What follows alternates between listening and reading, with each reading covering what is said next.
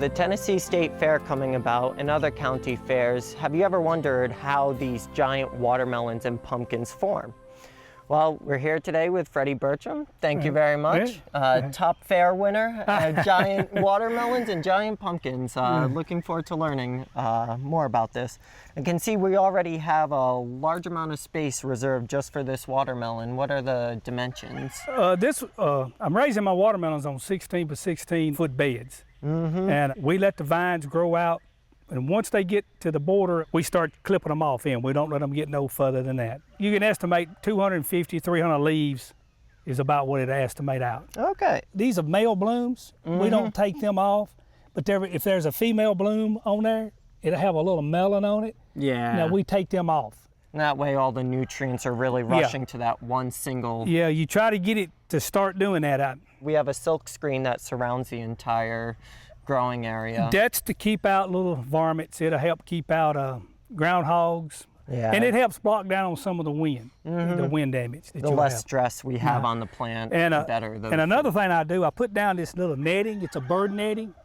Yeah. See, that vine runs out. It takes on these little ties, and they tie themselves to that, and that protects it from the wind too, where the wind anchors it down. Yeah, anchors it down, yeah.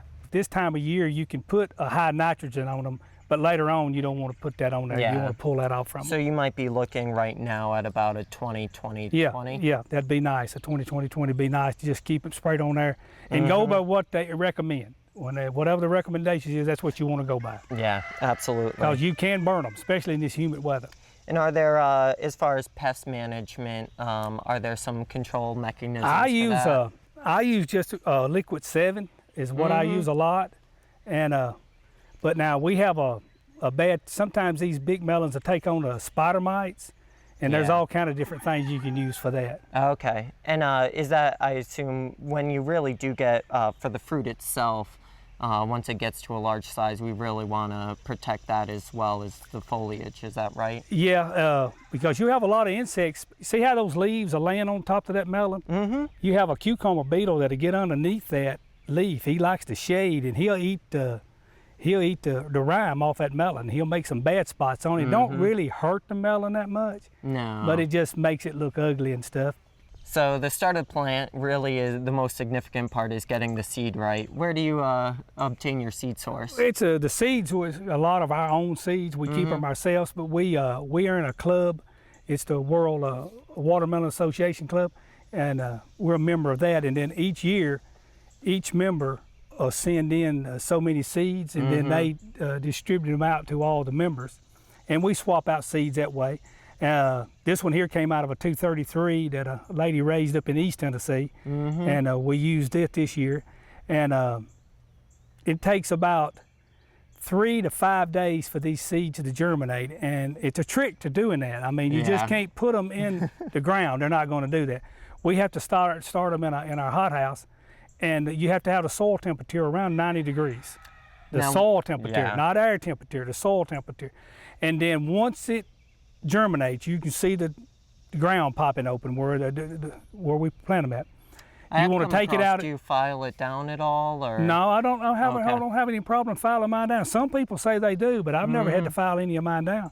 And then you take it out and put it under a growing light for about 3 weeks. Once it makes about 3 leaves, then we put them out in the garden. Then we put it out in the garden. We start these seeds around the 15th of April. Okay, fantastic. And then they'll cut. Then by the time they germinate, then about the 10th of May is when we put them out here, and they got to have at least 120 days. These melons, yeah. So you count 60 days for it to germinate, plus start putting on the melon.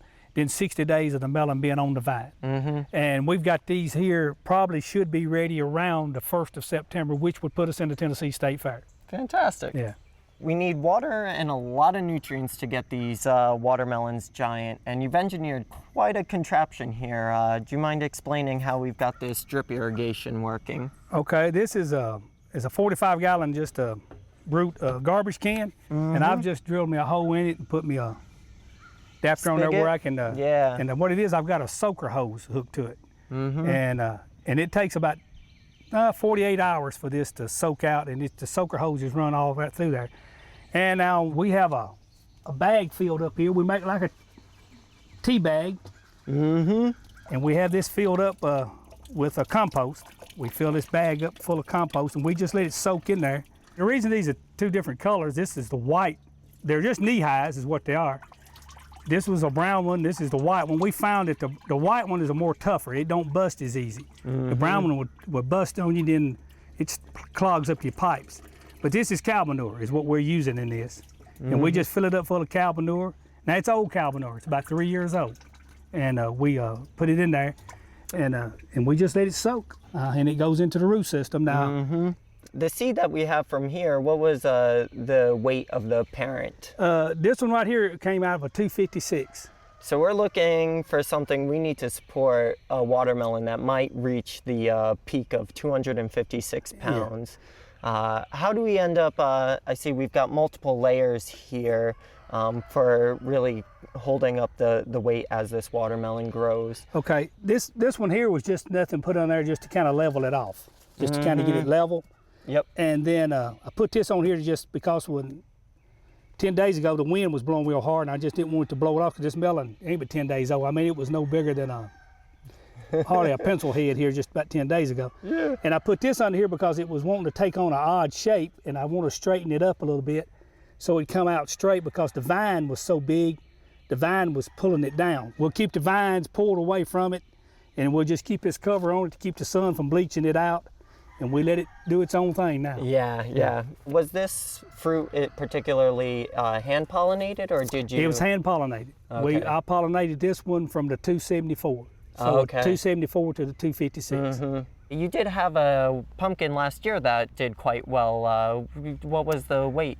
It was 583 pounds, and this is on about a 30-30 plot here. Got a little bit more area than the watermelons. Yeah, and what we'll do is we'll just keep, once it gets out all this fence, once it gets here, we start clipping them all off. And you don't need to, once the vines take over, weeding isn't a concern? No, once the vines, they shade the ground and it doesn't hurt anything then. Yeah. And then where these vines are laying on the ground, they'll take on a root. They'll put a root system in the ground. If you can see right, well, here's a small one. See right there? Yeah. That'll go down into the ground. And it'll start feeding. This thing here will feed from everywhere. And it'll just start feeding from it. Now, with the pumpkins, do they have male and female flowers as well? Yep. Now this one here, this is the male bloom. But a female will start getting a small fruit. Yeah, it'll have a little fruit on the end of it. But that's the male bloom there. Do you do a foliar feed? Yeah, we foliar feed these out here too. Yes, we sure do. Okay. They're about the same, just kind of up the rate on it, but it's about the same stuff you put on the watermelons. It takes about 145 days on these pumpkins. Now I'll start these around the 1st of April, probably around about the 1st of September is when we'll pull it. We'll take this off. Well, I'm excited to see this this at the fair. I am, okay. All right, ladies and gentlemen, once again, we'd like to welcome you to the 2013 Tennessee State Fair. Our giant pumpkin, giant watermelon way off. Got the length, got the width. What's it gonna weigh, Fred? Looking for 185 to beat.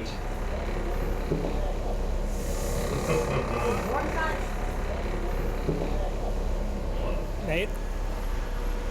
What we got, James? 188. 188.